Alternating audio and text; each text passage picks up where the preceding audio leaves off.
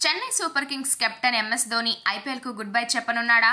2024 సీజన్లో కొత్త పాత్రలో కనిపించనున్నాడా అనే సందేహాలు రేకెత్తించేలా ఫేస్బుక్ వేదికగా టీమిండియా మాజీ దిగ్గజం ఆసక్తికర పోస్ట్ పెట్టాడు. కొత్త సీజన్ కొత్త పాత్ర కోసం వేచి చూడలేకపోతున్నాను, వేచి ఉండండి అంటూ ఫేస్బుక్లో ధోని పెట్టిన పోస్ట్ అతడి రిటైర్మెంట్ పై ఊహాగానాలకు తెరతీసింది. ధోని చెన్నై జట్టు కెప్టెన్గా వ్యవహరించనున్నాడా లేక ఇంకేదైనా పాత్ర పోషించనున్నాడా అనే చర్చ మొదలైంది.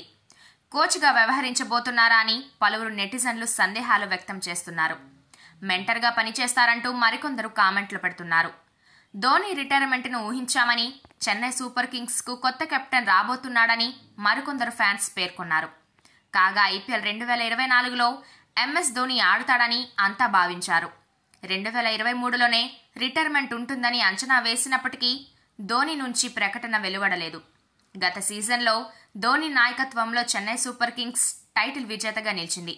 ఆ తర్వాత ధోని మోకాలి శస్త్రచికిత్స చేయించుకున్నాడు. ఇటీవలే అతడి ప్రాక్టీస్కు సంబంధించిన వీడియోలు సోషల్ మీడియాలో చక్కర్లు కొట్టాయి. దీంతో 2024 సీజన్లో ఆడడం ఖాయమని అంతా భావించారు. ఈ సమయంలో ధోని పెట్టిన పోస్ట్ క్రికెట్ వర్గాల్లో ఆసక్తికరంగా మారింది.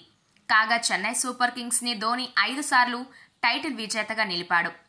ఐపీఎల్ 2023 ఫైనల్ మ్యాచ్ అనంతరం మాట్లాడుతూ అభిమానుల ప్రేమ కోసం ఆటను కొనసాగిస్తానని ప్రకటించిన విషయం తెలిసిందే.